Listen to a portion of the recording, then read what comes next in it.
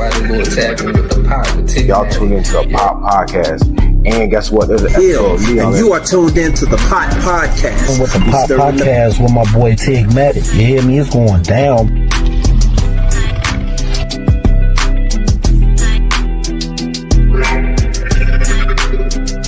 To follow the Pot Podcast with Tigmatic. That's that number one. That's that number one.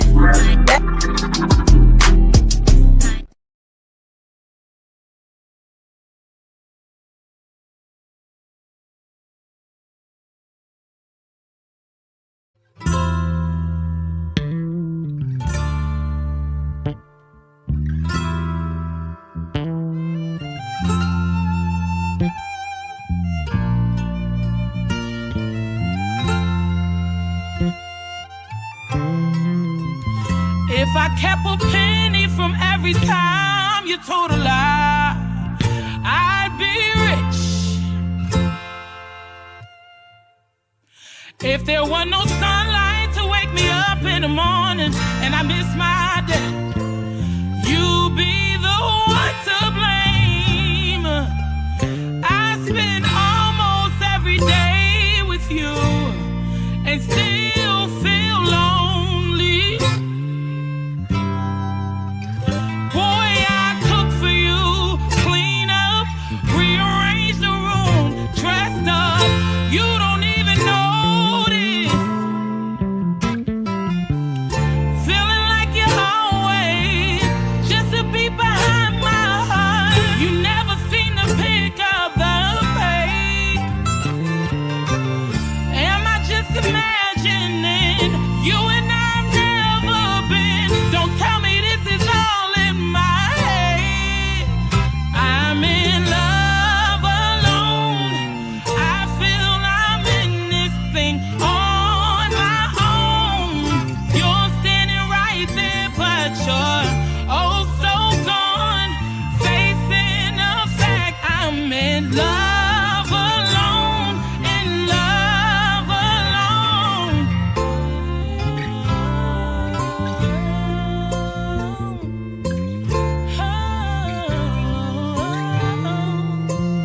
If I kept a teardrop every time you made me cry, who'd survive?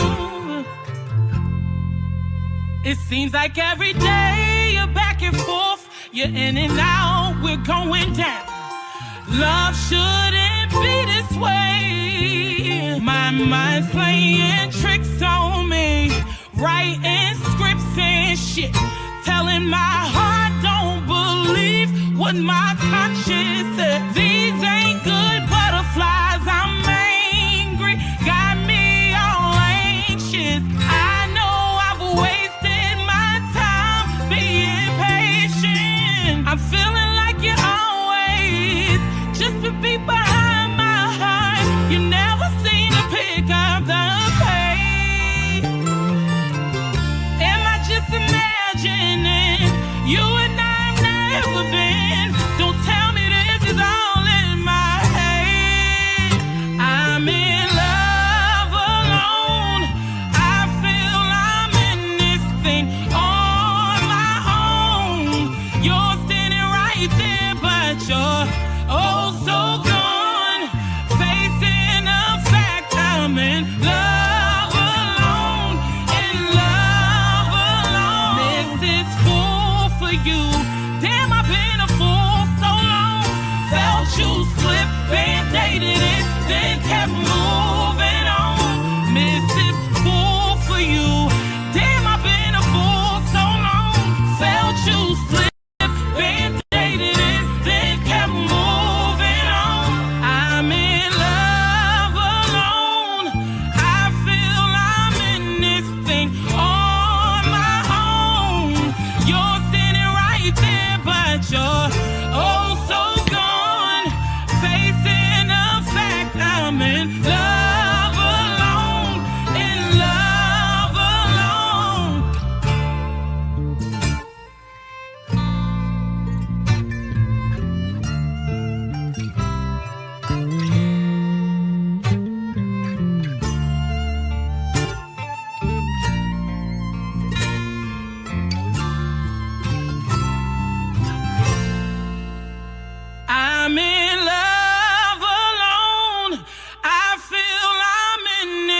everything on my own. You're standing right there, but you're oh so gone. Facing the fact I'm in love alone, in love alone.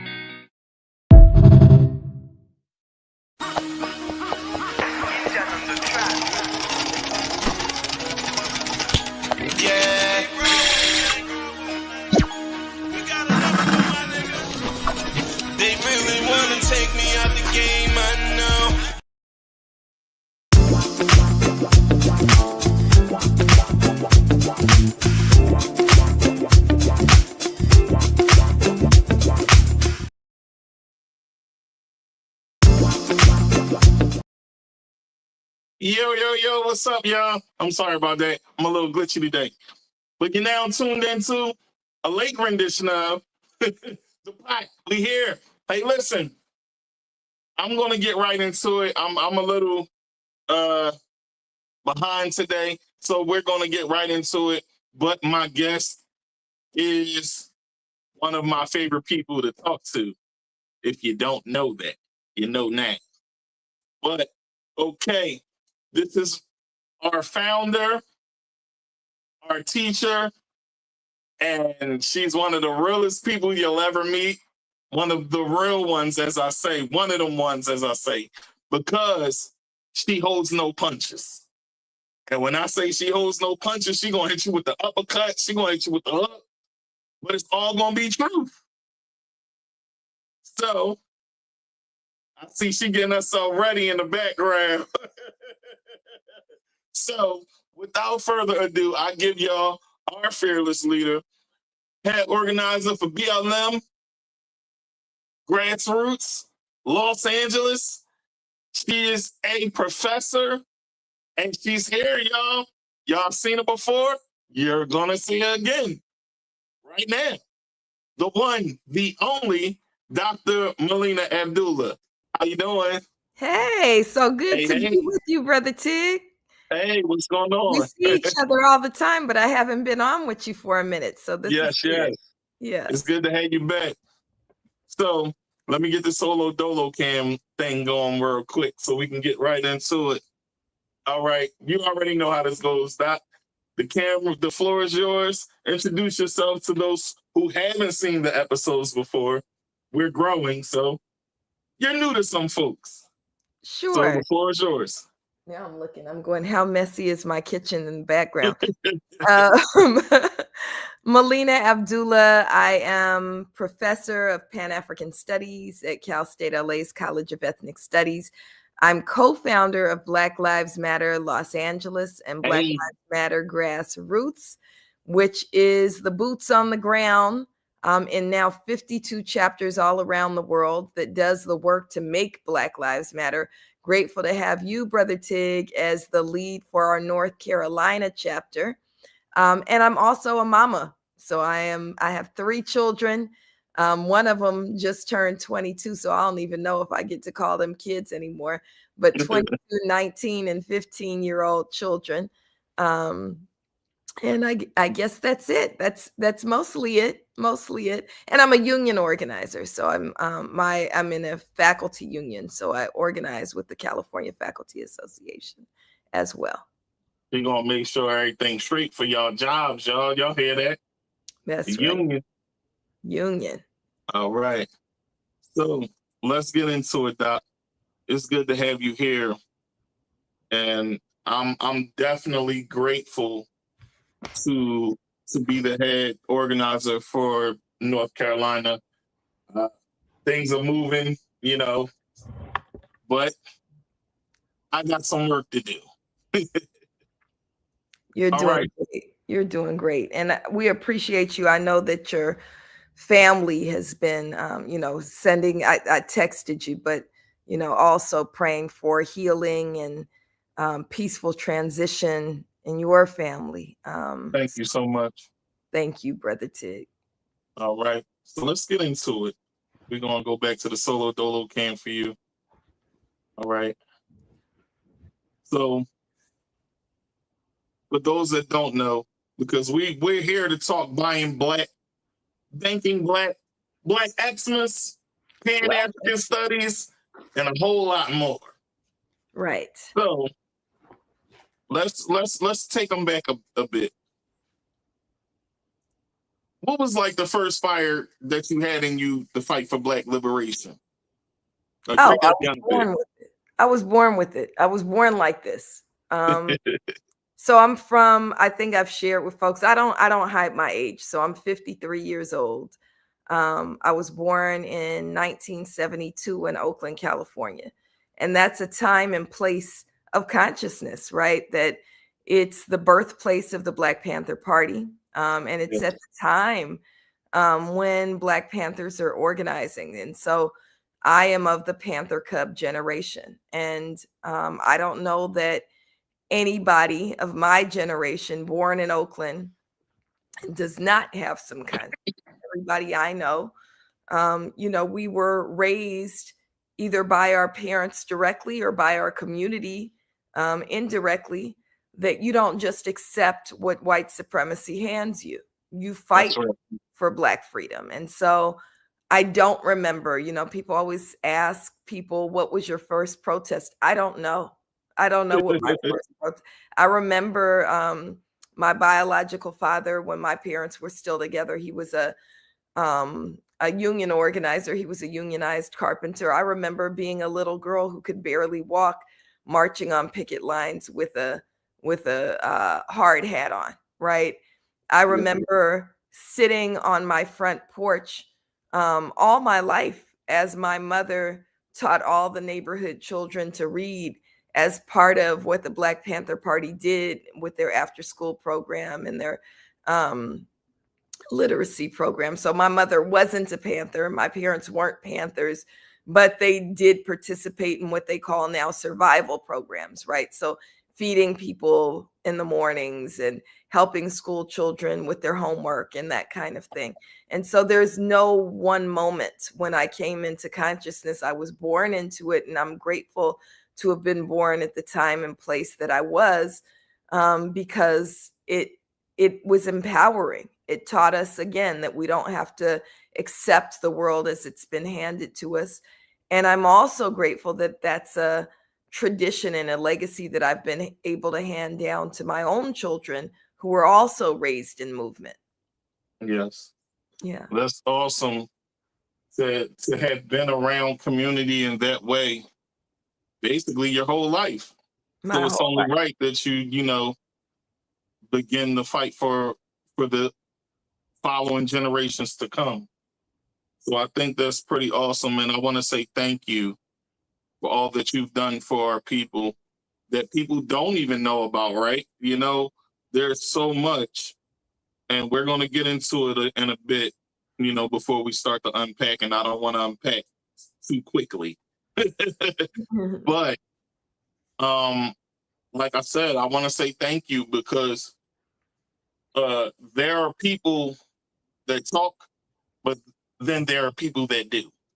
You are one of the ones that do. And I just want to say thank you. And thank you for bringing me into the fold. It is an honor to know you. It is an honor to learn from you as well. And I appreciate it so much. Oh, and it's mutual, brother. All right. So let's talk a bit more. Let's get into it. All right. Okay.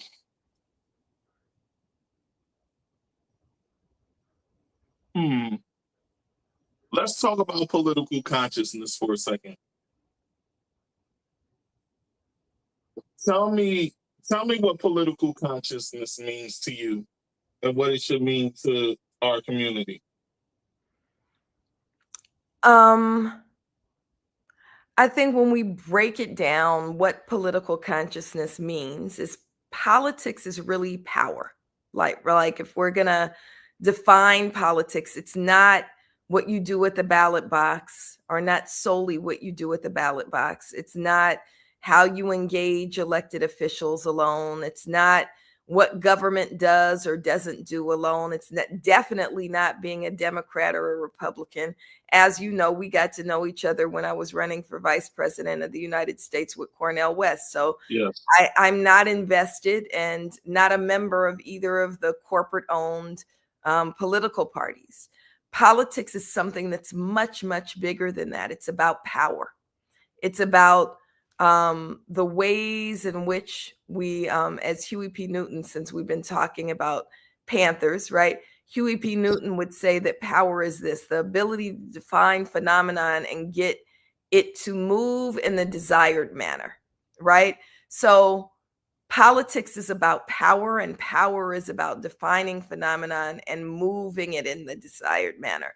So when we talk about political consciousness, it's an awareness of the way in which power moves, in which phenomenon moves, and then an engagement in how things move. So, for example, when we talk about police violence, when we talk about the ways in which we think about public safety, those who are currently in political power, they've reduced public safety to policing, which is actually for Black people the antithesis of safety, right? No Black person that I've ever met has ever said we feel safer when police pull up behind us in traffic, right? Yeah. So political consciousness and power is really about saying, when do I feel safest? Well, I feel safest when I'm in community. I feel safest when my neighbors are outside. I feel safest when everyone is housed and has health care and provided for, when a minimum is met, right? That there's a floor that we don't fall under, right? And I want people, we should all think about that. I think that's the truth for most of us. Do you feel safer or less safe when you walk down the street and people are living unhoused? I think almost universally, we feel less safe when we're walking by people who live in tents, right? We feel more safe when people have what they need, when they are decently housed. And so power and politics is about defining that and saying, you know, a consciousness, being conscious of defining phenomenon and getting it to move means how we engage in making sure that those phenomena move and those resources also move. I hope that makes sense. Oh, that absolutely makes sense. And, you know, I know over in LA, the homelessness is a huge issue out there, right? Yeah.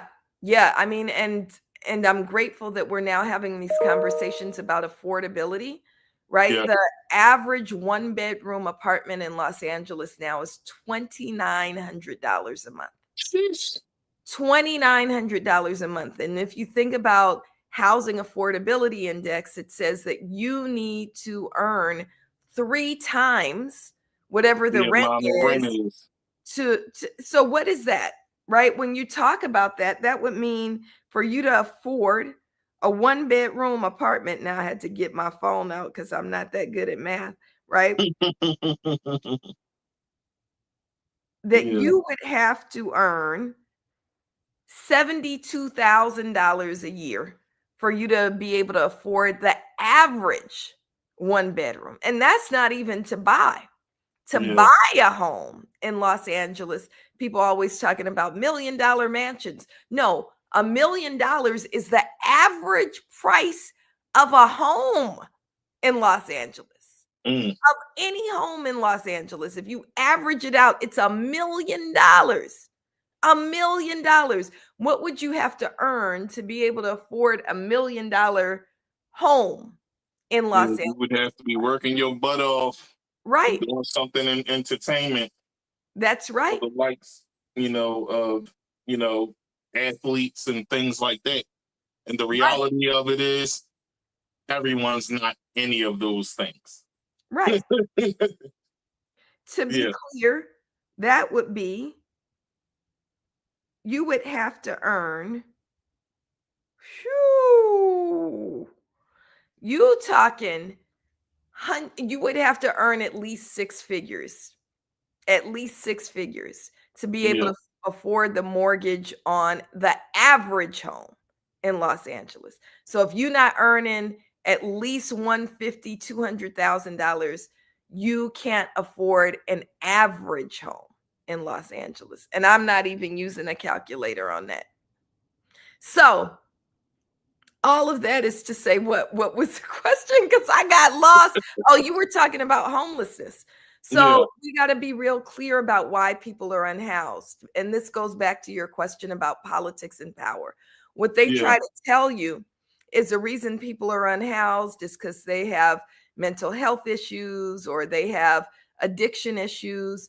There's a whole nother set of studies that tells you that there is a correlation between mental health and being unhoused, but it's actually the opposite correlation. Living unhoused will create mental health disparity. Yes. Right. It's not that you are unhoused because you have a mental health issue. The real reason that people are living unhoused is because they simply cannot afford the rent. That's it. That's why. If the average rent is $2,900 and you got to earn $72,000, that is not the average salary in Los Angeles. And then when you talk about unhoused communities, you're talking about unhoused communities overall, in terms of race and homelessness. What you're seeing in the city, it's less than 9% Black now, right? Less than 9% Black, is that you're talking about an unhoused population that's almost 40% Black. That get to unhoused communities like Skid Row, you're now approaching 80% Black.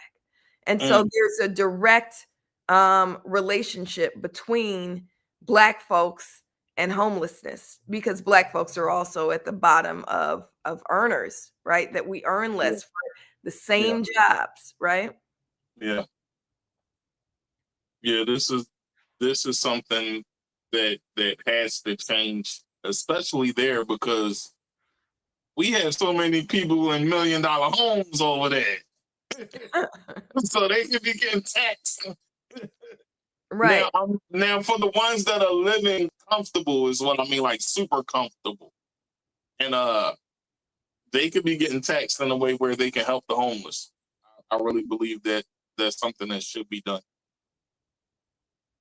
All right. Yeah, tax the rich for sure, but also tax corporations. Corporations You're as not well. just talking about there's only so many Elon Musks.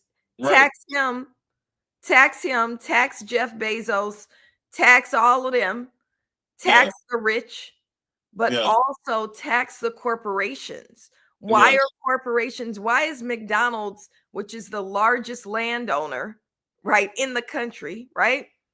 Why is McDonald's not paying taxes? They're not paying taxes? So McDonald's actually, when you think about policies, like we have this old policy, Proposition 13, that allows corporations to pay the taxes on the land, even though the land has appreciated. They're paying the taxes on the land for the time which they bought it. So if they bought the McDonald's on, Crenshaw and 43rd in 1980, they still paying taxes on that $40,000 plot when it's now worth $2 million. Oh yeah, they should be paying something. Yeah, and there's all kinds of corporate tax loopholes. I want to look it up, but I don't, because I don't want to misstate it.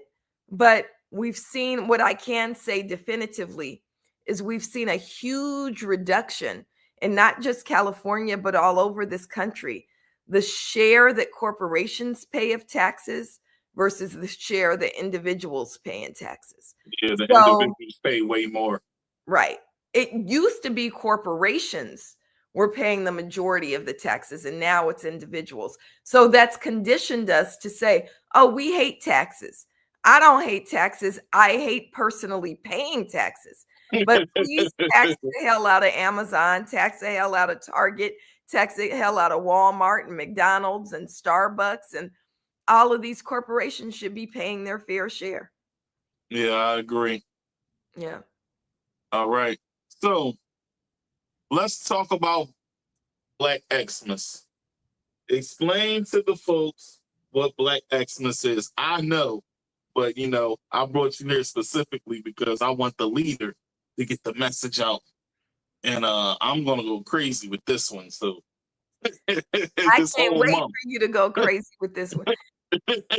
So it's important that we understand, as we talk about police violence, and most people know Black Lives Matter and Black Lives Matter Grassroots specifically is addressing. We were founded and birthed to end state-sanctioned violence against Black people. That is our primary charge, end state-sanctioned violence against Black people. And at the top of the kind of violence we're talking about is police violence, right? And we need to remember that if we go back and examine where police can't come from, let's be very clear that police descend from slave catching. Places like where you at, Brother Tig, in North Carolina, that's all too apparent. People have not forgotten that history, right? So police descend from slave catching, right? So the first police in the United States were born in order to put targets on the backs of Black people. And if we dare take our own freedom, return us to the people who had the audacity to call themselves our masters. That's what police were born to do. So just like nobody would say that slavery is a redeemable institution that can simply be reformed, we need to remember policing is the same. Policing can never be reformed. Policing is what it is, and we want public safety, but we don't want police. Also, just like the ownership class relied on police to protect its profits prior to the end of slavery, the ownership class, which now takes the form of Walmart, of Target, of 24-Hour Fitness, of Family Dollar, of all of these other corporations that we just talked about, they rely on police to protect their profits. So just very quickly, in 2014, a young Black father named John Crawford, who was 22 years old, was inside a Walmart store in Beaver Creek, Ohio. And inside that store, he was talking on the phone, I believe, to his girlfriend, walking through the aisles real nonchalantly, picks up a BB gun, which was store merchandise, and is casually walking through the Walmart. And someone in Walmart, employee of Walmart, called police on John Crawford and lied. And there's body cam footage of all of this. There's recordings of all of this, and said that John Crawford was threatening customers. He was not. He wasn't even paying attention. He was walking around on the phone, right? And this is Walmart's own store merchandise. And police came in and killed John Crawford dead in the middle of the aisle in Walmart. Mm. We know that John Crawford is not alone, that Stephen Taylor was also killed inside a Walmart in San Leandro, California. We know Yvette Henderson was accused of shoplifting and killed outside of a Home Depot, also in Northern California. We know that just last week, the police who murdered Sister Takia Young, a young Black mother, and she's one of the ones who, some people hit your heart. And the murder of Takia Young, if your viewers remember, Takia was 21 years old. Mm-hmm. She was 7 months pregnant. Yeah. Already had 2 small children at home. She was inside a Kroger grocery store, and someone there accused her of shoplifting.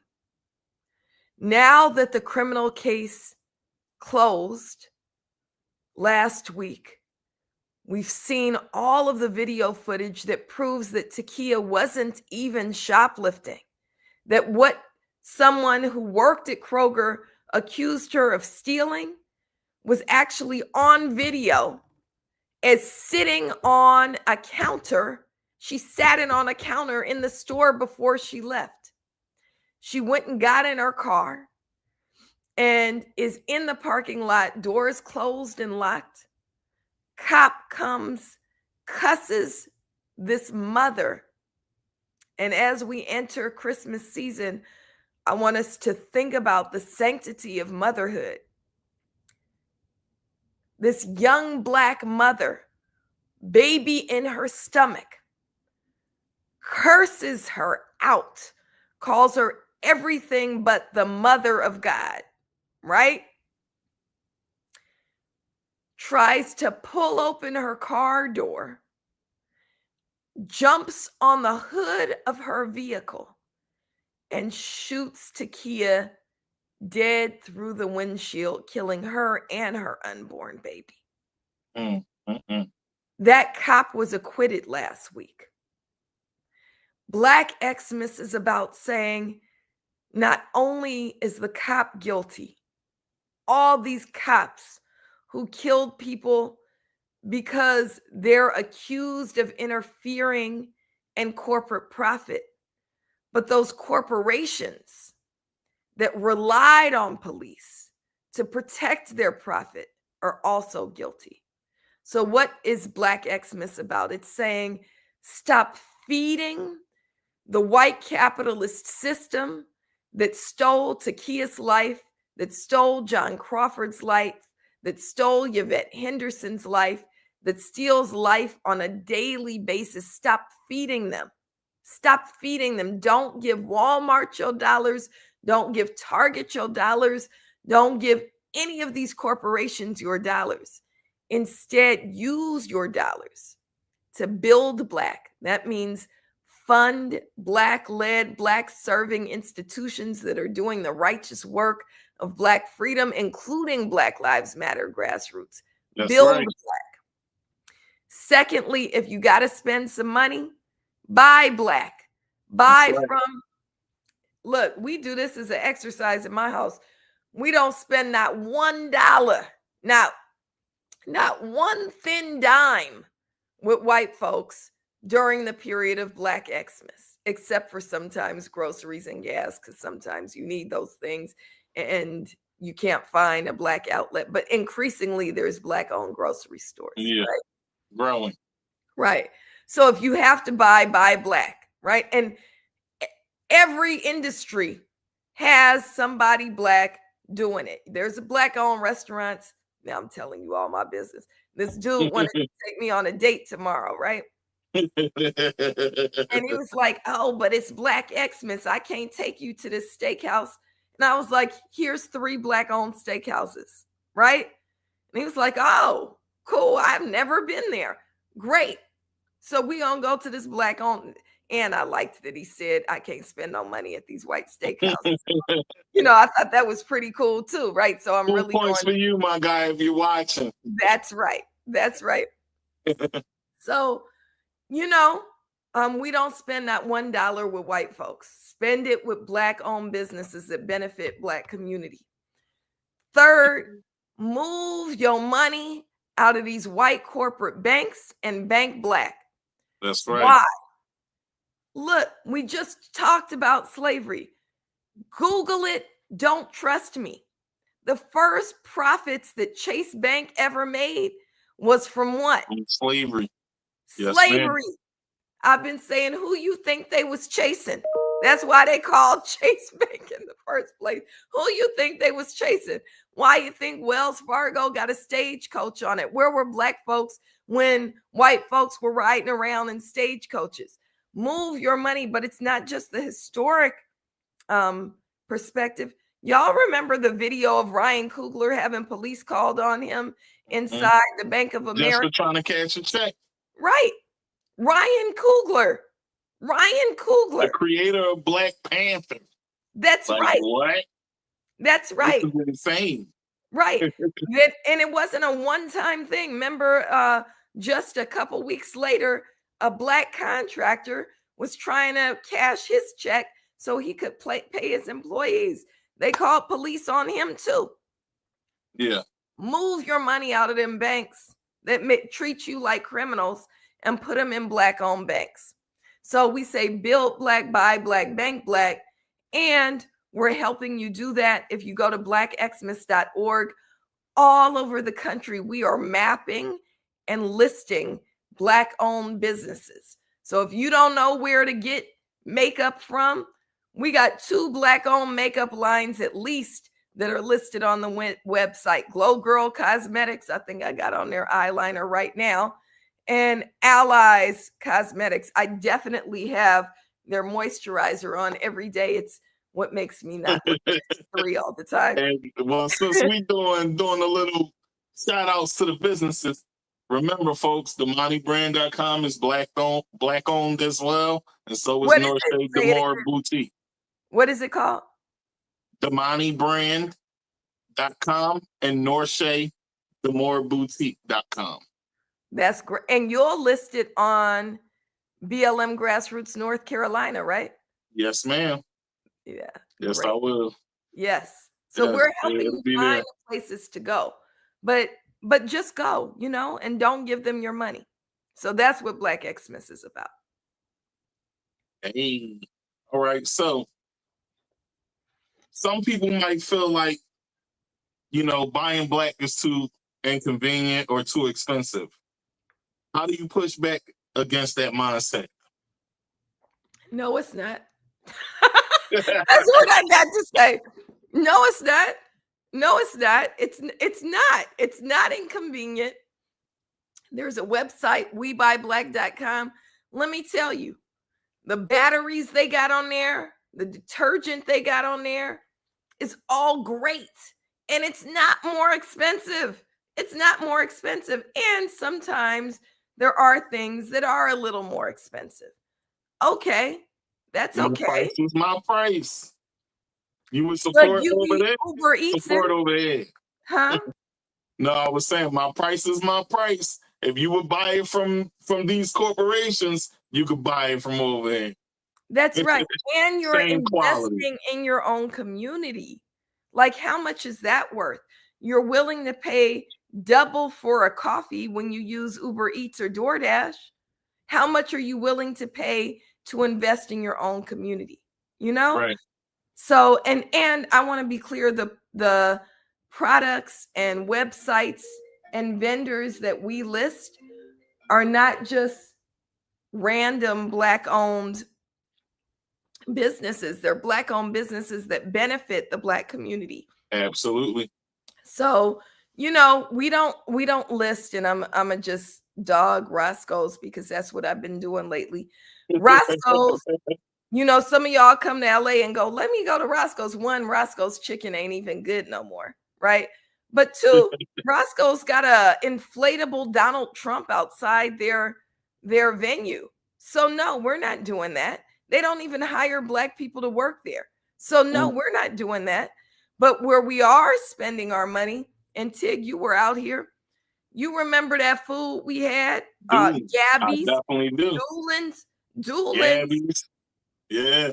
Gabby's, Doolin's, Earl's, which is the Yes. man, when we didn't have no money, and they're like, we got you, and they're struggling, right? So they'll go, we got you. Gabby's gave us 200. It's a brand new restaurant. They don't have no money. They gave us 200 free meal vouchers, so that because they knew the work that we were doing with unhoused folks, right? So when you see somebody or one of your members needs something, here's a voucher. They're new, they're not even breaking a profit, right? Right. So yes, it's worth it. This is an investment. This is, when you asked about politics and power, this is a way of harnessing our economic power and saying, I'm reinvesting it in our own community. Yes. And it's a way to build the power for the independent party as well, folks. Let's be clear, because these other entities, I'm not going to say the other two. Y'all know the other two already. The independents are the ones that are really trying to give the people what they need and what they want at the same time. So that's right. It's only right. It's only right, y'all. All right. So let's talk about Target a bit more. You know, you speak strongly about that, right? So let's break down what triggered their stance and why Target was chosen. For those that want to know. And this is a question, you know, for folks that ask me too. And I answer them, but they just don't like the way Tig answered. Let's hear from the founder right here. So maybe she can break it down in a way where y'all receive it better. So, all right. So you asking me why Target? Yeah, let's tell them why Target. So let me be clear that Black Lives Matter Grassroots did not call the Target boycott, right? Black Lives Matter Twin Cities chapter, under the guidance of our wonderful, brilliant sister Chantel Allen, has been sounding the alarm about Target since 2020, right?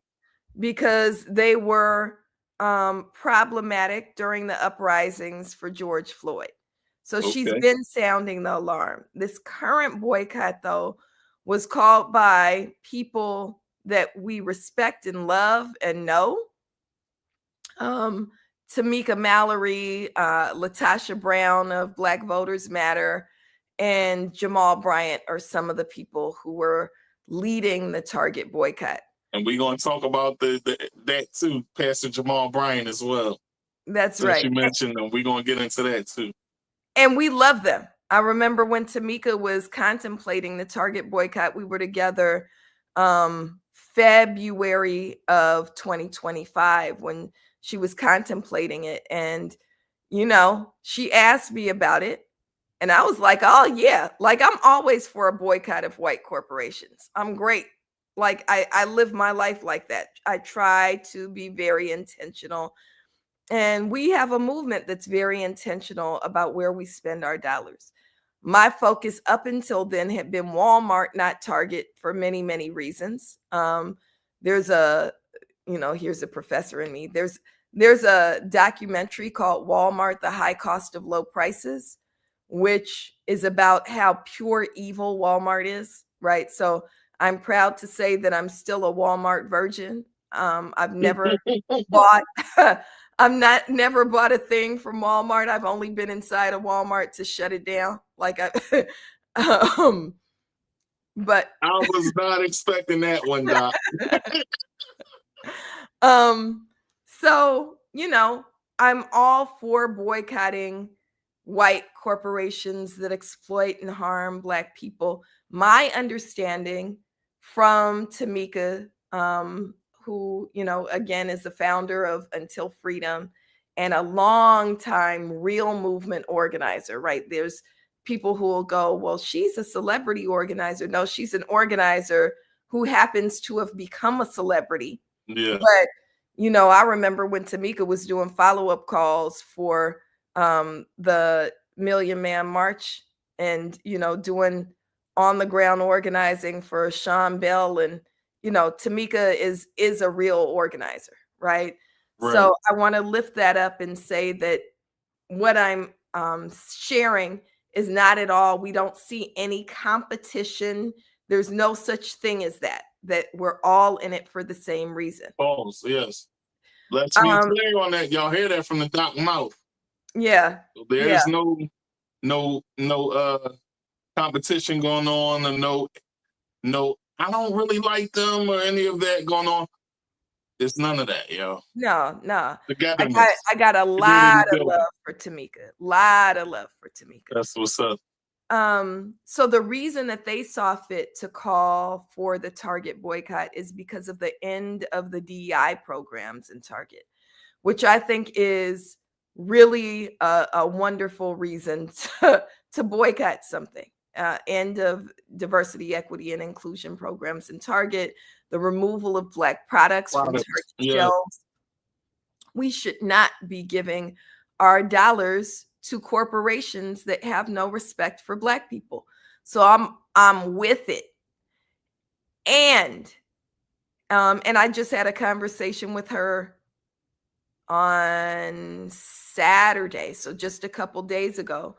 As we are in the midst of this short-term ain't buying it campaign, we also want to recognize that it's much bigger than a short-term campaign. Our effort is to divest fully from the system of white supremacist capitalism. So for Black Lives Matter Grassroots, Black Xmas actually extends that period, and we've been doing it now for 10 years, right? Yeah. Where we build Black, buy Black, bank Black, and divest from white supremacist corporations that exploit and kill our people from the period of Black Friday, the Friday after Thanksgiving, through January 1st. So we think it's really important to do that. Yes, because of the end of the DEI programs, but also because white supremacist capitalism kills Black people. And so I want to offer that. We fully support Ain't Buying It, and let's do more than that. Let's extend that, and we'll continue to work with, again, we're in full solidarity with Ain't Buying It. Some chapters, I believe, the Harriet's Wildest Dreams, which used to be our chapter in DC, was on the front lines at the protests on Friday. We're in full solidarity, right? And we want to do more than that as well. When big corporations co-opt Black culture or movement language, what's the right response from the community? What do you mean when they all they do is co-op? They don't have, like when they call something like what was the one? The GMC revolution, that ain't no revolution.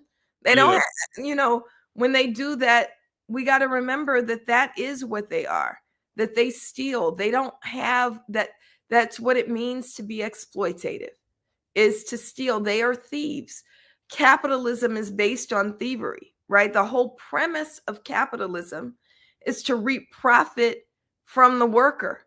We are the original workers, laborers of this country. Black people are.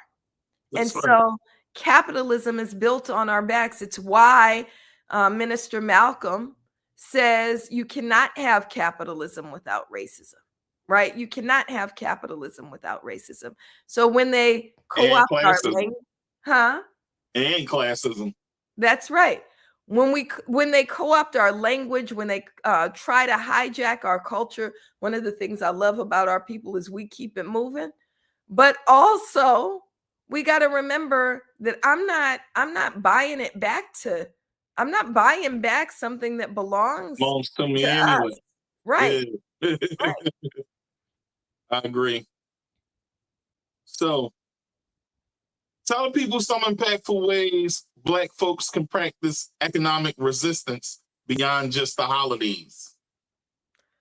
Look, what'll start to happen. So it's practicing Black Xmas and completely withdrawing from the system of white supremacist capitalism feels tough at first. Mm-hmm. But then it becomes, you can turn it into an exercise. So my children and I, we do it as an exercise, right?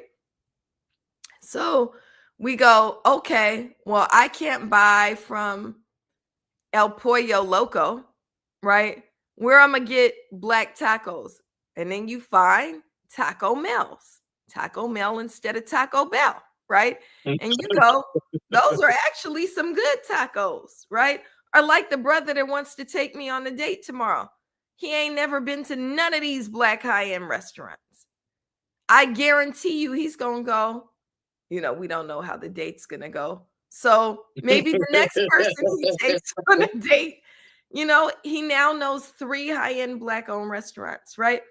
Or people who you said, I don't know what I'm gonna do because my nephew really needs a new skateboard. Well, Tig, you were with us when we went to Neighbor's Skate Shop in Africa Town, right? Yes, and we didn't buy nothing. And the brother Beautiful came place. out and he was like, we're so glad you're here, and gave us all stickers. And, it's beautiful. And now, if your folks need a skateboard, you can go to Neighbor's Skate Shop. That's right? right. And so that becomes something that we do intensely from Black Friday through January 1st. And in my house, because we've been doing it 10 years, it is what it is. It's how we live, right? That's But right. what you'll find is that January 2nd on, it's not like you itching to go get a burger from In-N-Out when you just found out Hawkins Burgers is way better, right? Right. You're gonna go to where it's better. Right. Exactly. And so that's what we see happening. It's an exercise, it's a jump start to get you going, but it's also a shift in the way of doing things. So for instance, in Black Lives Matter Grassroots, we attempt to never ever spend $1 with anybody who's not Black. Never ever spend $1 with anybody who's not Black. What does that mean? That if white folks want to donate and they want to give us, so Levi's often gives us, and I'm grateful to Levi's for this, they'll give us things like after the Altadena fires, they gave us, a lot of our folks, we had hundreds of our folks, our own members, right, who were displaced in the fires, right? Levi's gave us whole new wardrobes, right? Which was Shout out to Levi's. amazing. And so we were able to pass that on. We're able to sometimes pass on, somebody may give us gift cards, right? That's not Black. We'll pass that on, right? But every $1 that we spend, if we're spending $1, it goes to somebody Black. So if we have to hire a graphic artist, it's somebody Black. And so it'll be a shift. And that's what I try to do in my own life, right? I gotta look, my dishwasher is broken right now. Brother Marvin, I just texted him and said, Brother Marvin, you gonna come over now? He had done something for me last week, unplugging a line for me.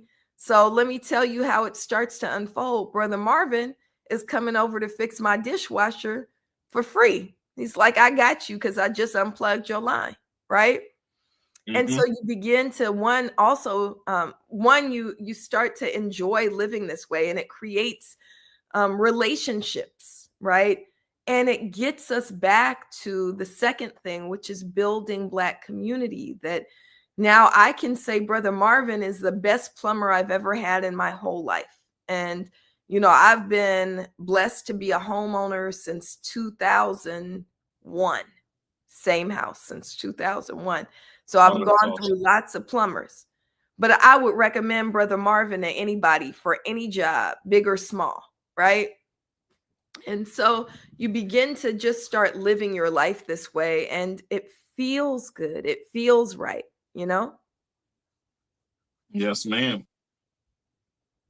So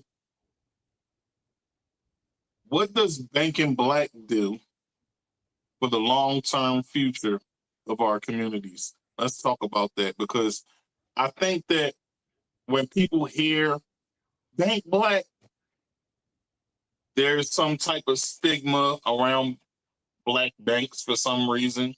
I don't know what that is or why that is, but let's talk about what it does for the community. Sure. Well, banking Black. So I always talk about One United Bank as our example, right? One United Bank is the largest Black-owned bank in the country. There's not many banks that you can walk into in this day and age where the teller knows you, right? Where there is no security glass, right? One United explicitly decided to build a bank where there's no security glass, where you don't have to. Now at places like Chase, you got to walk in one door and then you're sealed in a little cage before they let you out the other door. The teller can't give you money. You got to give her a piece of paper and then go to a machine that spits the money out because they don't trust the teller either, right? And then the bank in our community is vastly different than the bank in the white community. So there's the treatment.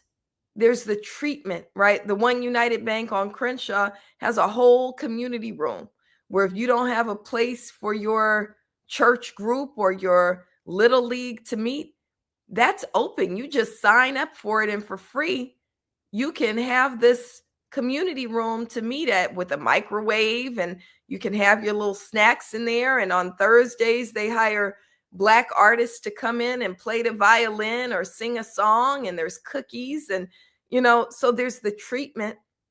There's also the investment in Black community. So we're grateful that Black Lives Matter Los Angeles in 2020 wound up with a lot of money donated to us, right? So about $3 million came into our chapter. But before that, we didn't have any money. And so from 2013 to about 2017, all of our stuff was in my living room. That was terrible. Like, I had the junkiest house imaginable. But in 2017, so when Waukesha Wilson, who's a Black mother who was killed inside Metro Detention Center, LAPD Metro Detention Center, 2016, March of 2016, Waukesha Wilson was killed. And for some reason, her murder really resonated with the owners of One United Bank. And One United Bank is owned by a family, right? A married couple, Kevin Cohey and Terry Williams. Really resonated with them. And we started having a series of meetings. And that next year, not only did they give a scholarship to Waukesha's, put aside money for Waukesha's son, and go on marches with us, but they gave us our first headquarters, and they housed us for 4 years until we wound up with the money to buy our own building, right? One United Bank in Miami has been supporting Trayvon Martin's family and the Trayvon Martin Foundation since 2013. There's a mural of Trayvon on the side of the building, right? That's awesome. So it's beautiful. And the other thing that you're doing is the more money that banks have in their holdings, it means the more investments they can make in Black community. So when you look at the history of One United Bank and what they're attempting to do, it really is, they talk about the importance of rebuilding Black Wall Street. They're trying to make sure that the home loans that they offer are at affordable rates. I know my home loan through One United Bank was lower than the rate I could get from any of the white banks. They didn't do that predatory lending that the white banks were doing. They were very conscious of how they developed their lending criteria, that they do business with other Black-owned businesses. And so what you're doing is withdrawing your dollars, right, literally and figuratively, from places like Wells Fargo and Bank of America and Chase and Citibank. That, think about this, Citibank, you know what they financed? The Dakota Access Pipeline. Really? They were one of the ones who engaged in the continued genocide of indigenous people, right? I think about our own beloved Queen Yonajaha, right? Who is both Black and indigenous, who is part of the Black Lives Matter grassroots family, Yes, who she now is. suffers with stage 4 lung cancer. Lung cancer. Yes. Because of the chemicals that were sprayed on those who were rising up against the Dakota Access Pipeline. In my view, not even in my view, objectively, Citibank is responsible. No, they can't hold my money, right? Chase made their money off of the dehumanization and enslavement of my ancestors. They can't hold my money. So withdraw your dollars from these banks that, again, not only harmed our people historically, but continue to harm. I mean, we can look at the linkages between Chase Bank now and private prison systems. You gonna let them hold your money? So much. Huh? Yeah, I said I agree. They have their hands in so much, not just from the prison systems, all the way down to the smaller things, even the clothing in the prisons, and making sure that the bodies are accounted for in the prisons. That's and right. Now they're suing states because prisons aren't filled up. So That's right. It's a lot going on behind that. So I agree with you there. And I think that one of the best things that I've seen in my life is Black banks. I never thought I would see that in my lifetime, but come to find out, there was always a Black bank around since I was a young buck.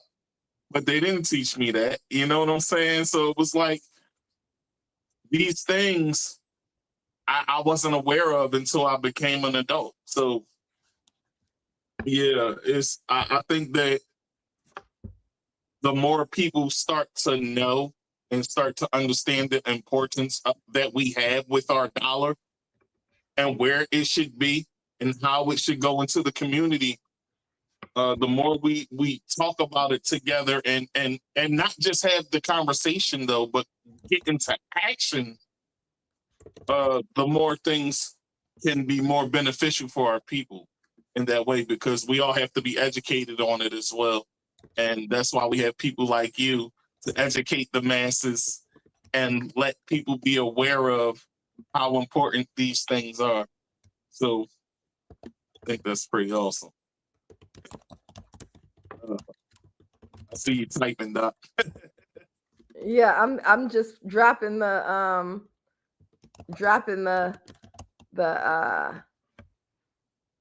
BLM Grassroots handle. Okay. Yeah, it just went across the screen if you've seen it. I don't know if I you've seen saw it. yours. No, because I just put these glasses on, so I can't see nothing. Yeah, at the bottom back there. I was trying to be cute and didn't want to have the glasses on, but I can't see nothing unless they are. Yeah, I'll be on it. I'm about to put it back up though. Oh, great. I constantly put it up through I have your name up, and this always is on here. Great. So people see this all the time. You see it now though, right? Thank you. I do.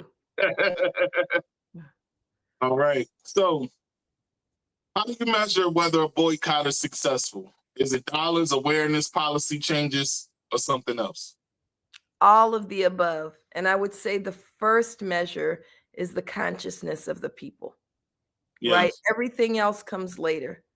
But, the questions that you were asking, Brother Tig, are really the most important ones. That, what does this mean for us as people?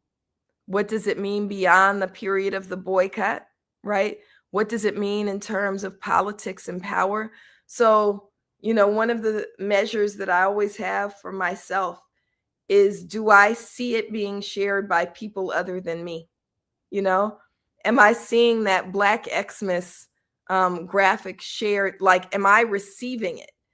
And, you know, I'm grateful to our chapters because I am receiving it. Like, it's at the top of my feed that people are sharing, you know, the Black Xmas call to action.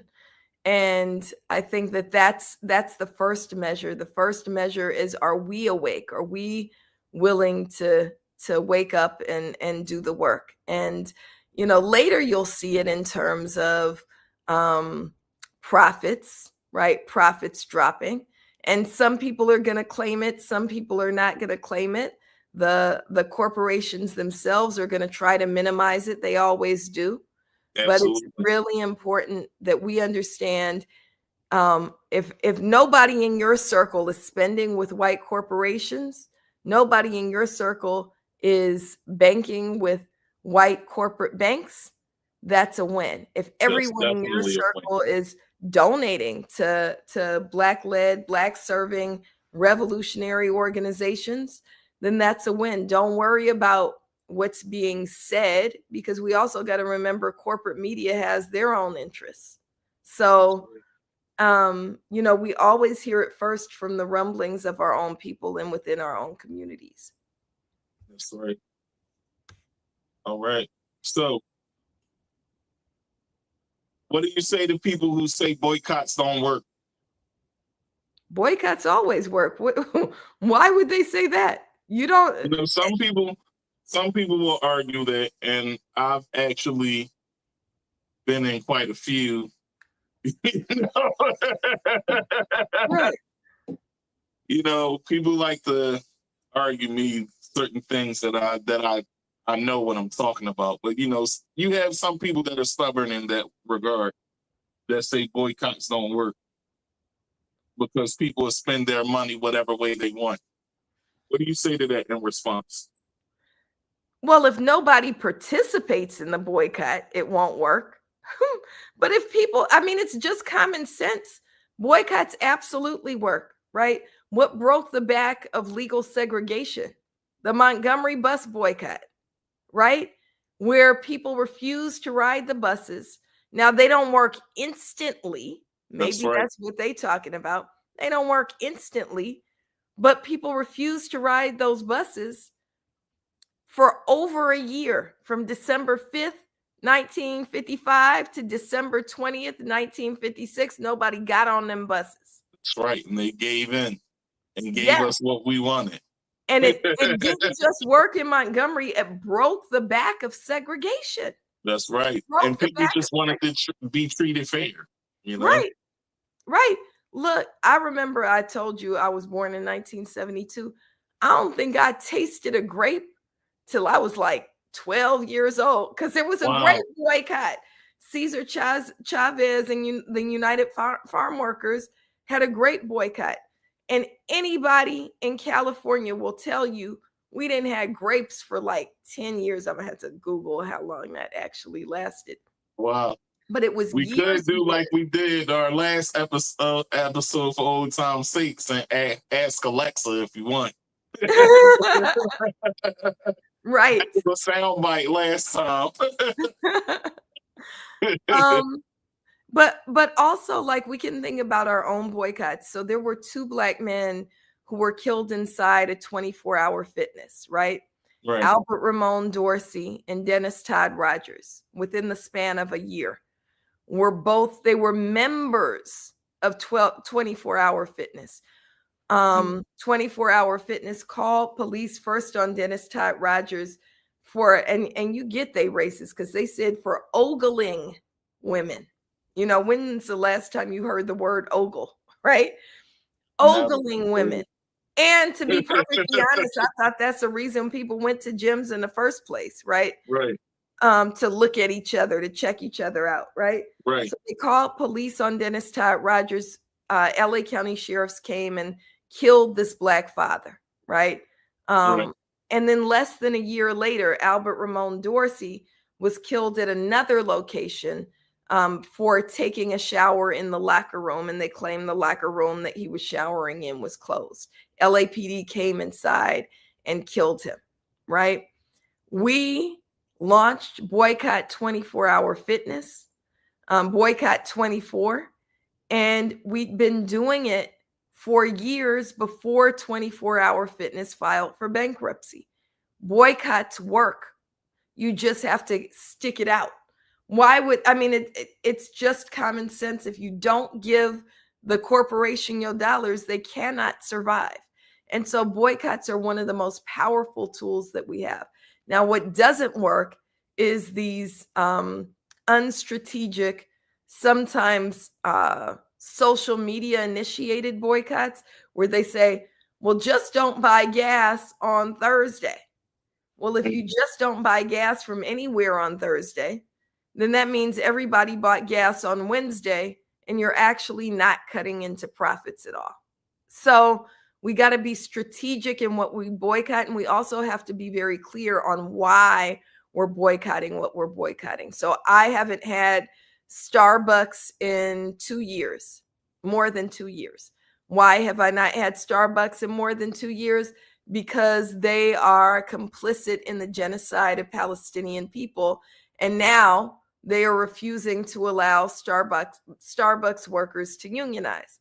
So that's working. It's breaking the back of Starbucks because people are on it. Their profits are down. They're closing stores. But if you just said nobody can drink coffee for 2.5 years, that wouldn't work. We have to say, boycott Starbucks. Here's Black-owned coffee shops. Go to Haroon Coffee. Go to Aura Coffee. Go to Hilltop Coffee, right? And that works. But it has to be strategic and targeted, pun intended, right? Yeah. Okay. So let's talk about Pastor Jamal Bryant. What was the collaboration with you two like? And first of all, how did that even come about? Because it was like a out of nowhere. So can you tell the people a bit about that and the reception from people afterwards, after the interview? It was an amazing interview, by the way. I watched the entire thing. Thank you. Well, you know how it happened, Tig, because you were part of it. So Jamal Bryant had, who has a podcast, and has been doing really, really good work in the church, right? I really appreciate the way in which he's engaged his congregation around economic empowerment, the way he's engaged his congregation around even issues like Palestine. I really appreciate that. And I also know that his entire family is really invested in justice. Tama Bryant, his sister, has done tremendous work around healing justice and Black communities. And we're not, I don't want to act like we're close. We're not close, but I'm an admirer of both of them. And we have people who are close to them. Jamal Bryant, who arguably is one of the most important pastors in the country, not arguably, inarguably is one of, right? The most important pastors in the country had, and his church is out of Atlanta, had one of the thieves who stole Black Lives Matter's resources on his podcast. Her name is Cecily Gay, because I believe in naming names. And Cecily Gay has a publicist, because that's what they did with your hard-earned dollars, is pay publicists and get, plastic surgery and buy homes and take luxury vacations. So her publicist apparently is the same publicist that Jamal Bryant uses. And my hunch is that that publicist got Cecily Gay on Jamal Bryant's podcast. Mm-hmm. So we all saw this interview because people start DMing me this interview with Cecily Gay and Jamal Bryant. What's she doing on there, right? And we have, because we all coordinate as chapters, we have a chapter call, and we're like, what can we do about this? And all the chapters start engaging, and chapters and families and organizers. And this is also less than just a few months after we had an action at Cecily Gay's mini mansion in Alpharetta, Georgia. She lives in this mini mansion and drives a Porsche Cayenne and I think another car, like a BMW or something, but one of the fancy cars. Right, two six-figure cars, right, on the backs of our people from the organizing work that we've done and from the blood of those who've been killed by police. So the Black Lives Matter Grassroots Atlanta chapter went to her house, and led by one of the mothers who also helps lead that chapter, demanded the return of our resources. And Cecily Gay actually called the police on us. So Black Lives Matter called the police on a mother who is saying return the resources, right? So it was appalling to watch Cecily Gay on Jamal Bryant's podcast say all of these things and really kind of demonize us for even daring to show up at her house, not talk about the fact that she had stolen hundreds of millions of dollars and used it for her own enrichment. And so it was appalling. And what winds up happening is all of us were appalled, but Black Lives Matter Grassroots Atlanta starts to hit up Jamal Bryant, Pastor Bryant, as well as we have Clergy for Black Lives. Our Birmingham chapter is led by clergy who know Jamal Bryant, and one of the kind of key figures in Black Lives Matter Los Angeles is now living in Atlanta and knows Pastor Bryant really well.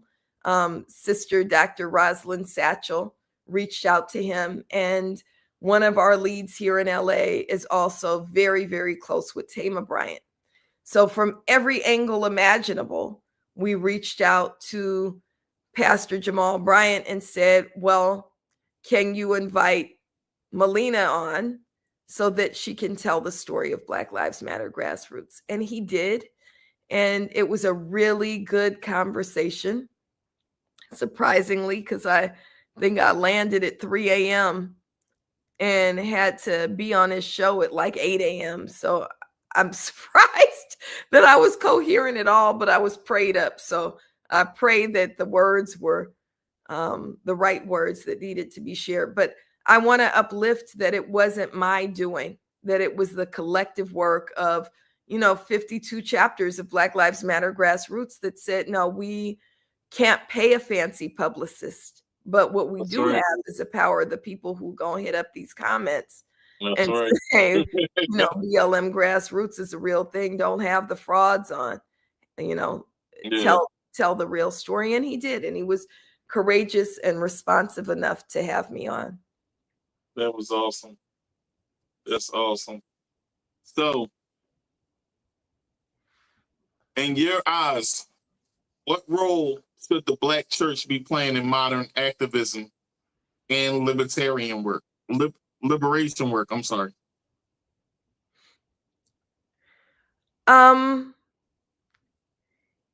The Black church used to be the epicenter of Black organizing. And for some reason, many Black churches have strayed from that mission.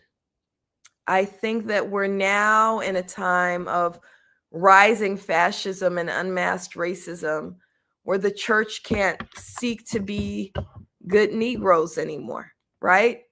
It's important for the church to embrace the Christianity that was practiced by Gabriel Prosser, the Christianity that was practiced by Mama Harriet Tubman, the Christianity that was practiced by Dr. Martin Luther King and my own grandmother, right?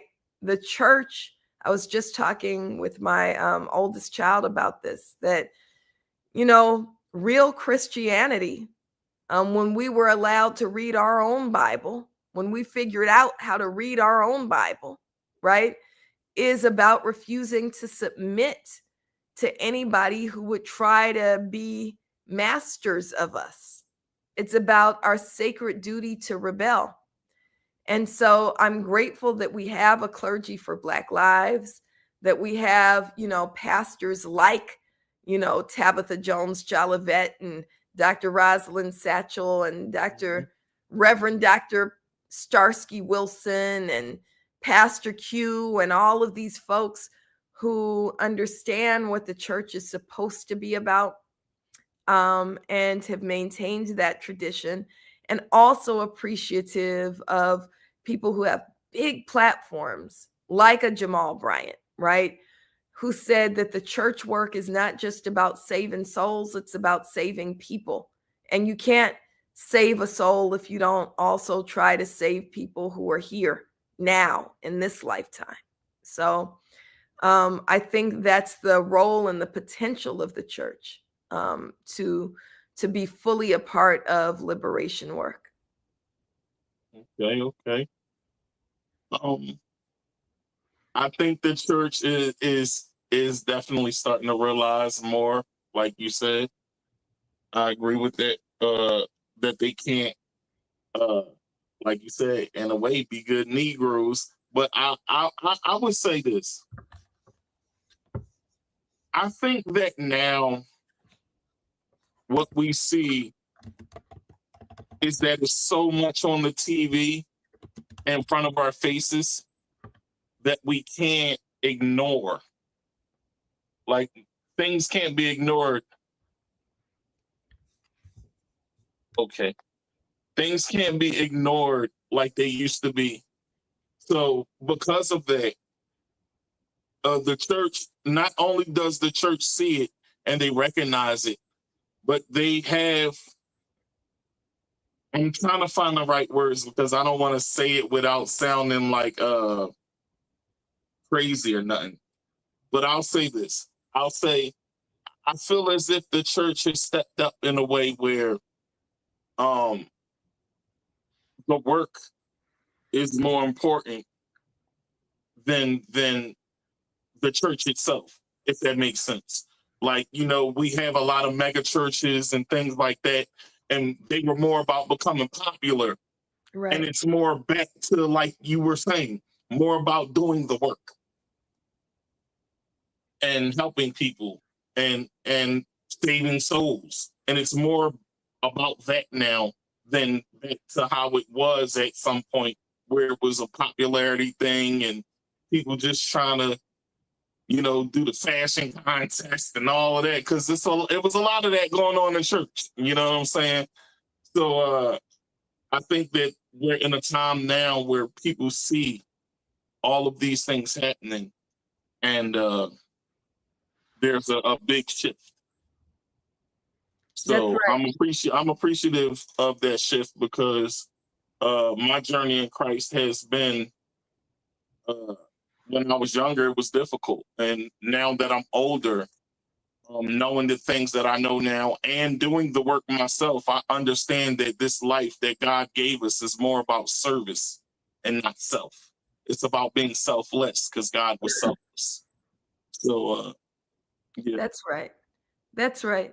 I mean, if you're going to a church that is preaching the same thing that slave masters were preaching, that you should be good servants, keep your heads down so that you can have paradise in the next lifetime, you're going to the wrong church. Right. Yeah. That's a fact. All right. A few more questions, Doc. All right. As a professor of Pan-African Studies, what do you feel people misunderstand most about Pan-Africanism? I think right now there's a big misunderstanding around Pan-Africanism, because there's this whole argument that Black people in this country should only care about Black people in this country, right? That that somehow fighting for the rights of our Haitian siblings is not what we need to be doing, right? 500,000 Haitian folks have had their status revoked under Donald Trump and recently, right? That Pan-Africanism is really how we get free. If we've watch Ibrahim Traore, watch what's happening in Burkina Faso, right? Fascism and racism. Awesome. Fascism and racism are petrified over the idea of Black people being united. That's what Pan-Africanism is, right? It's the understanding that Black people, wherever we are in the world, are connected. My fate is connected with the fate of Haitians, which is connected with the fate of Nigerians, who Donald Trump is now trying to declare war against, right? Yes. Is connected with Black people in Brazil who've just been slaughtered by police violence, right? Our fates are all bound up one with the other, but also our victory comes with a united victory, right? So if the continent does well, when we think about what's being offered, we're being invited, as Black people face increasing attack in this country, we're being invited to come home, right? They're talking about Black people in the diaspora as being an additional space to be recognized by the African Union, right? That we are part of the African Union as Black people in the diaspora. Yes. And so I think it's hugely important that we don't fall for a white supremacist rhetoric, and they're engineering this, like this idea of a fight between African people who trace our history back to chattel slavery, as I do and as I believe you do, right? I can name, my middle name is Rachel because the first person in my family to be brought here as an enslaved person into Sabine Pass, Texas, is my great-great-great-great-grandmother, Rachel, right? But she came through Haiti, right? So how can I not care about the fate of Haitians? And then if we go back further, we know, having done our DNA, that we are also Fulani and Yoruba from Nigeria. So how can I not care about the fate of Nigerians, right? That's right. So we know that we are all bound up together, and that our victory comes from remembering that it is white supremacy that tells us, if you want your reparations as those who descend from chattel slavery, then you have to give a middle finger to the people you actually come from. No, you don't. No, we don't. We are owed reparations, and Haiti is too, right? Yes, Haiti they are. is too. That, we should fight for Haiti to get reparations from France, which colonized Haiti, right? And so our enemy is not each other. We are each other's sisters and brothers. And the enemy is white supremacy that stole from all of us. Okay. Two more questions.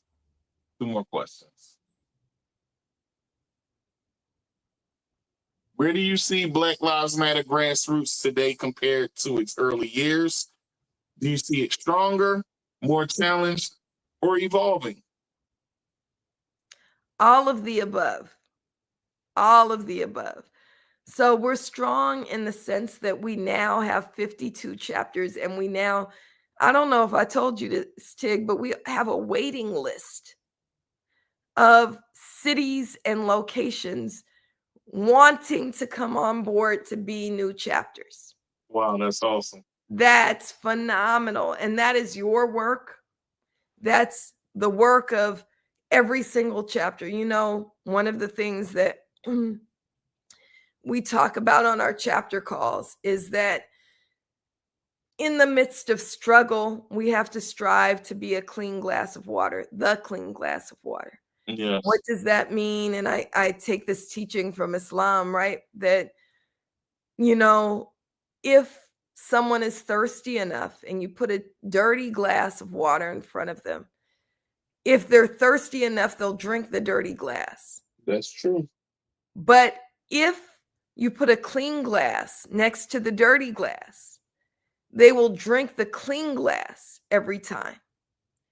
So we strive to be the clean glass of water. And I'm grateful to you. I'm grateful to Cousin Andrew, who leads the Florida chapter and is our rapid response coordinator. I'm grateful to Baba Keeley, who will say, I've been in this work all of your life, right? At 77 years old.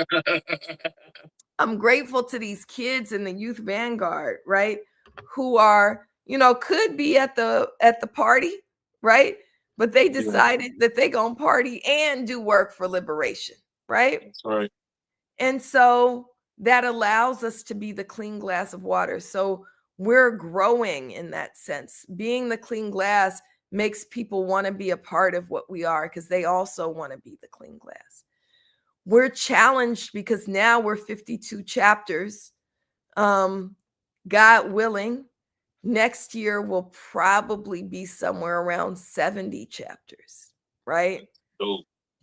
And that's beautiful and powerful. Strength in numbers. And we need some money, man. Like, we, you know, what does that mean when you're 52 chapters? It means that when Trump cut SNAP benefits, all of us were out trying to feed our people. That's right. And most of us did so by digging in our own pockets. Yes. And what could we do if we had the $100 million that was stolen from us in 2020, plus the tens of millions that come in through the fake BLK Lives Matter every year? What if we had that, right? So the challenge is, how do we support the work financially? How do we tell our stories when our platforms were stolen? So if people are following BLK Lives Matter, please unfollow them and follow BLM Grassroots. If you're checking blacklivesmatter.com, please stop doing that and instead check blmgrassroots.org, right? That's right. And I'm going to put it up again. That's right. And, you know, we need you to do that so that we can tell our story, so that we can say, we still don't have a chapter in Lubbock, Texas, but we're not going to let Erskine Jenkins' murder go unanswered, right? We're not going to let Trey Reed be left hanging from a tree in the middle of Delta State University and not go find the real answers, find out the fact that black men don't hang themselves from trees. But two, it's impossible what he beat himself up to. He bruised his own back and behind and scratched his own self up, right? We need to be able to tell those stories. So those are challenges. And then also getting back we had a phenomenal reputation before the thievery, right? Black Lives Matter was the second most trusted name behind Barack Obama. Yeah. Now, people go, wait, which Black Lives Matter? And some go, are you the thieves? Because that's the story that's told. So we need to be able to tell our own story and get the truth out there. So that's a challenge. And then when you say, are we evolving? We're absolutely evolving. You know, we can't stay stagnant. If you stay stagnant, you die. So that means we have a vision, but we also respond to the crises that we see. So whether it be making sure Black people are fed or rebuilding homes in Jamaica after Hurricane Melissa, when the media is ignoring Black folks, right? All of that is what we have to do. So all three. Sorry for the long answer, though. Listen, that was a great answer, and I agree with you 1,000%. We are evolving. We are becoming bigger as an organization, and I'm thankful to be a part of this organization and learning still. And growing. So here's my last and final question, because I know you got to go.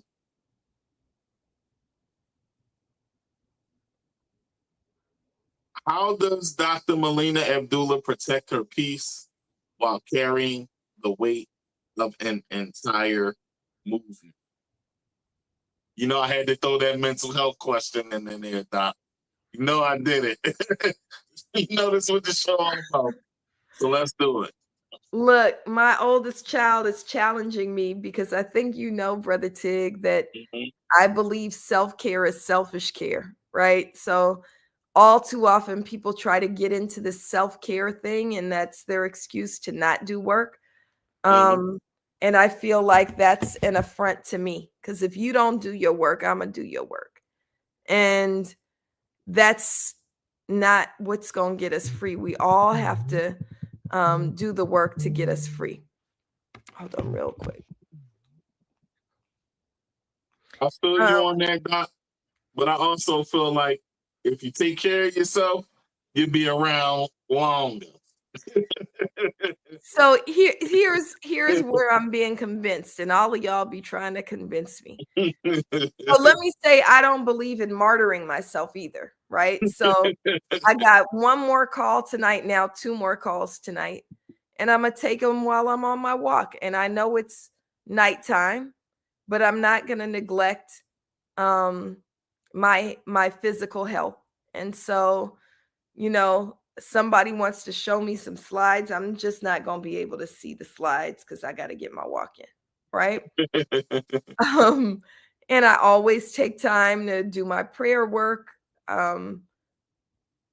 get meditations in, so I don't completely martyr myself. I play dominoes and I laugh a lot, right? Yes, you love your dominoes. I love my dominoes, especially when I'm winning. I lost the last 2 games though. I don't know. I'm gonna have to get my brother beat me for the first time in years over the holiday. So you gotta tighten up, Doc. I know. I think I was out of practice, or maybe he marked them bones or something. So I have spaces of joy. You know, I'm not a martyr. I just mentioned I'm supposed to go on a date tomorrow. We'll see, right? Yeah. So, but I don't believe in being so indulgent that you feel like you don't owe the movement or your people anything. So what I say is, instead of self-care or selfish care, we need community care. So when you're dealing with a loss in your family, Brother Tig, you need people to reach out to you, you know, make sure you're okay, right? When I appreciated it so much. All of you, Terry, Renee, everybody, Ivy, everybody, the whole team.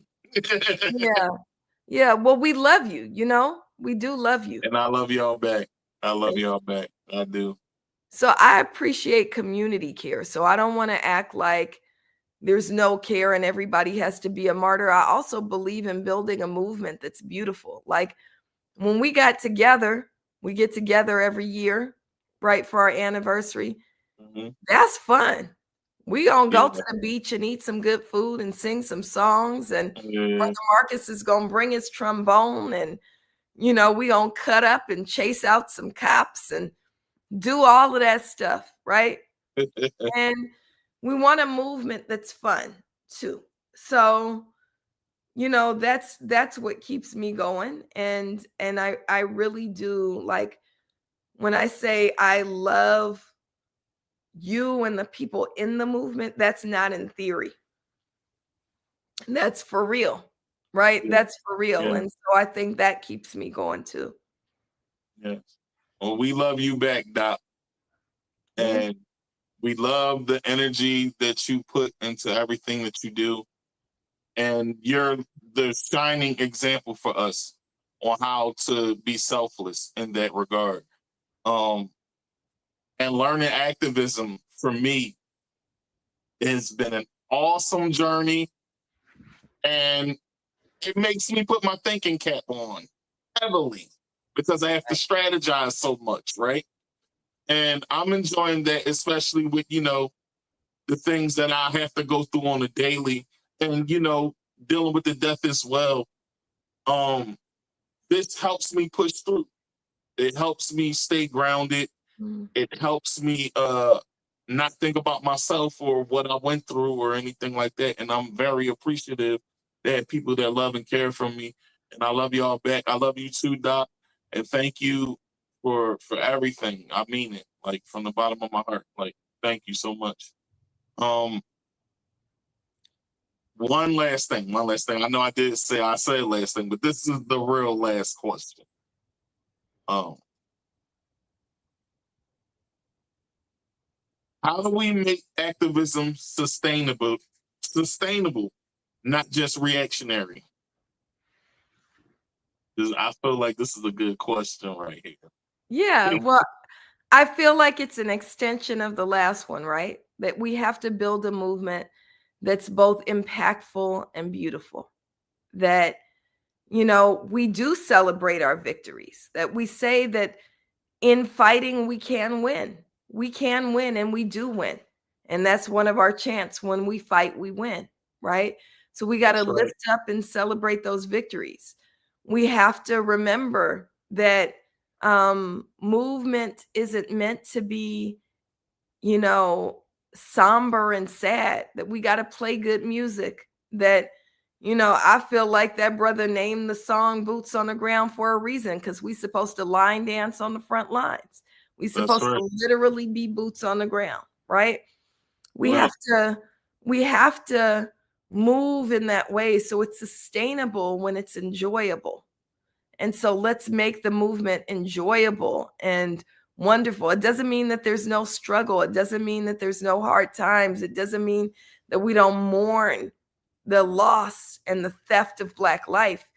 But it also means that we celebrate, celebrate the Black life that's here and honor our ancestors and honor those lives that were stolen by doing good work in their name, right? By laughing at those stories, by, remembering what kind of world they want us to build and doing that work. All right. Doc, thank you so much. Thank you. Once again, this was an awesome time as always. Thank you for getting the information out to the people about Black Xmas, buying Black, thanking Black. Folks, if you want to know more, as you see on this banner right below me, visit blmgrassroots.org.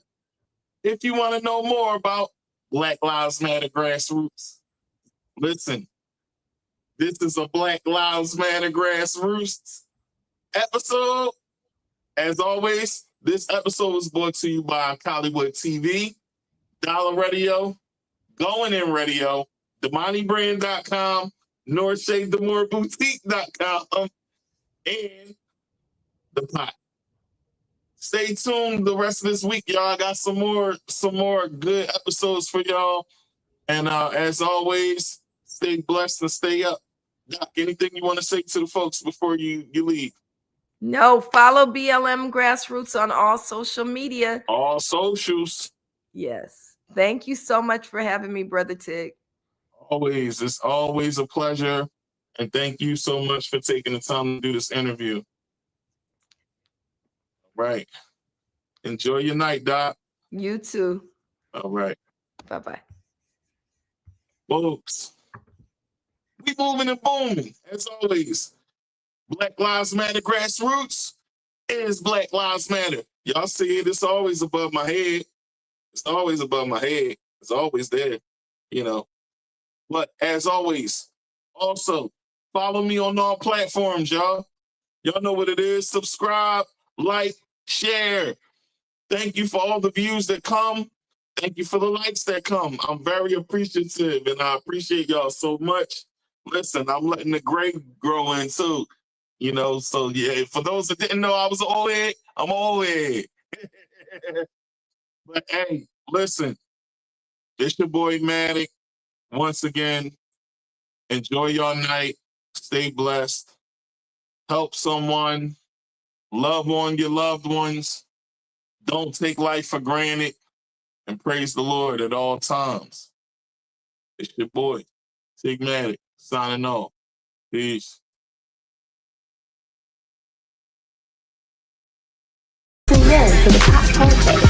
What's up, y'all? Tune into the Pop Podcast with Tig Radio for the Pop Podcast with your boy Tigmatic. Interview. Pop Podcast, stirring the pot. So tune into the Pop Podcast with Tigmatic on Caliwood TV. Tune in to the Pop Podcast, my boy Tigmatic. And going on radio. You might get some good music and some knowledge.